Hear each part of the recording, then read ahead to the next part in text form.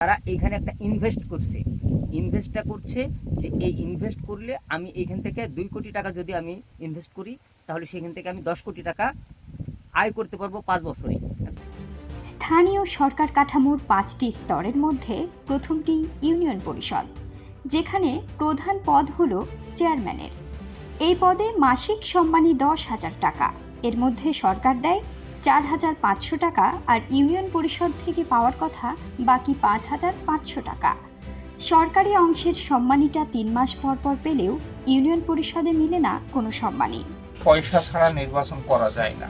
এই নির্বাচন করার জন্য কেউ 3-4 বছর ধরে প্রস্তুতি নেয়, কেউ 1 বছরের মধ্যে প্রস্তুতি নিতে যায়, অনেক টাকা ব্যয় হয়, ফলে নির্বাচনের ব্যয়ের পরিমাণটা অনেক বেড়ে যায়। যখন নির্বাচিত হয়ে যায় তখন চেয়ারম্যান অনেক সমস্যার সম্মুখীন হয়। ইউনিয়ন পরিষদ চালাতে হলে একটা ব্যয় হয়। গ্রামের সাংস্কৃতিক অনুষ্ঠান, বিয়ে উৎসব, ধর্মীয় প্রতিষ্ঠানে মসজিদ মাদ্রাসার উন্নয়ন কিংবা মসজিদ মাদ্রাসার যে অনুষ্ঠানগুলো হয় সেগুলোনে চেয়ারম্যানের নিজের ব্যক্তিগতভাবে পয়সা ব্যয় হয়। অন্যদিকে সদস্যদের 8,000 টাকা সম্মানীর মধ্যে সরকারি অংশ 3,600 টাকা আর পরিষদ থেকে আসার কথা 4,400 টাকা। ইউনিয়ন পরিষদ যেমন গরিব, আমরাও তেমন যেন গরিব শিখেছি। কারণ 3600 টাকা দিয়ে একটা মেম্বার চলতে পারে না, সাধারণ মানুষও চলতে পারবে না। আমাদের স্ত্রী সন্তান আছে, তাদের কাছে আমরা নির্যাতিত হই, মুখে নির্যাতিত। একটা মেম্বার মানুষ, তুমি এটা কি করতে পারো না। এই যে মেম্বার বলছে, এই সম্মানটা কিন্তু আসলে টাকা পয়সা দেওয়া পাওয়া যায় না। আমি যখন নির্বাচন করছি আমার টাকা খরচ হয়েছে, সেটা ঠিক আছে, কিন্তু আমি সেই দিকে তাকাই না। আমার কথা যে আমি নির্বাচন করছি, আমার একটা সম্মান আছে, আর আমার এলাকার মানুষের যাতে আমি কাজ করতে পারি, কাজ করে যে ভালো লাগে, একটা মানুষকে যখন একটা উপকার দিতে পারি, একটা ভাতা দিতে পারি, তখন আমার মনে হয় যে আমি এখানে অনেক কিছু দিতে পেরেছি। ভোটার ও নাগরিক সমাজের প্রতিনিধিরা বলছেন, সম্মানী কম হওয়ায় অনেক জনপ্রতিনিধি তাদের নির্বাচনী ব্যয়ের অর্থ পুষিয়ে নেওয়ার সুযোগ খুঁজেন বিভিন্নভাবে।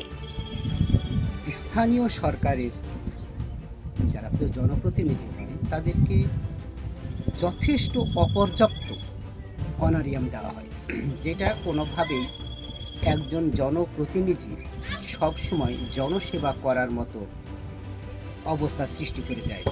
এই জন্যে জনপ্রতিনিধিদেরকে অনেক সময় জনগণের যেই বরাদ্দ আসে সেখান থেকেই তাদের জনগণের অংশ কেটে নিয়ে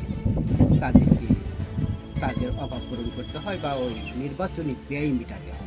তারা যে লাখ লাখ টাকা খরচ করে নির্বাচন করে, তাদের 5 বছরে তাদের যে খরচটা করে তার চাইতে তারা বেশি নিজে ইনকাম করে নেয়। জনগণের তো সেবার জন্য তারা আসে না, তাদের নিজের স্বার্থের জন্য তারা আসে, তাদের স্বার্থ তারা হাসিল করেই নেয় 5 বছরে। উন্নয়নমূলক যে প্রকল্পগুলো আছে সেই প্রকল্পগুলো থেকে তারা আয় করবে। প্রকল্প দেখাবে 100%, কাজ করবে 30%।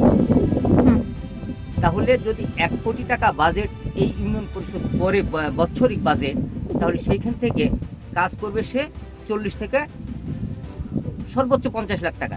স্থানীয় সরকার নির্বাচন নিয়ে এরই মধ্যে শুরু হয়ে গেছে আলোচনা। 2-1 মাসের মধ্যেই হতে পারে ভোটের তারিখ ঘোষণা। এবার দলীয় প্রতীকে ভোট হবে না। ইউনিয়ন পরিষদে যারা প্রতিনিধিত্ব করেন তারা কিন্তু শুধুমাত্র ইউনিয়ন পরিষদের প্রতিনিধিত্ব করেন না, তারা পাশাপাশি কিন্তু কেউ রাজনীতির সাথে ইনভলভ, কেউ বিভিন্ন ব্যবসা বাণিজ্যের সাথেও ইনভলভ। যে কারণে ইউনিয়ন পরিষদের যে একটা পুরো সময় দেওয়া, এটা আসলে কেউ দেয় না। এই কারণে সরকারের তরফ থেকেও কিন্তু এটাকে যে শতভাগ বেতন ইউনিয়ন পরিষদকে দেবে, এটাও কিন্তু তারা করেনি। তো আমি মনে করি যে এই পদগুলোতে সার্বক্ষণিক পদ হিসাবে এটাকে নিযুক্ত করা দরকার।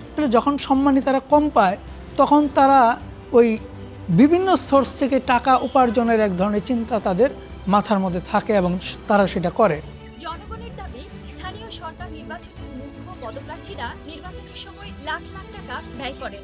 পরবর্তীতে তারা নির্বাচনে জয়ী হয়ে জনপ্রতিনিধি হলে সেই নির্বাচনী ব্যয়ের অর্থ পুষিয়ে নেওয়ার সুযোগ খুঁজতে থাকেন। ফলে জনগণ বঞ্চিত হন তাদের নাগরিক সুবিধা থেকে। তাসনিয়া খানম, স্কাই বাংলা, তানোর, রাজশাহী।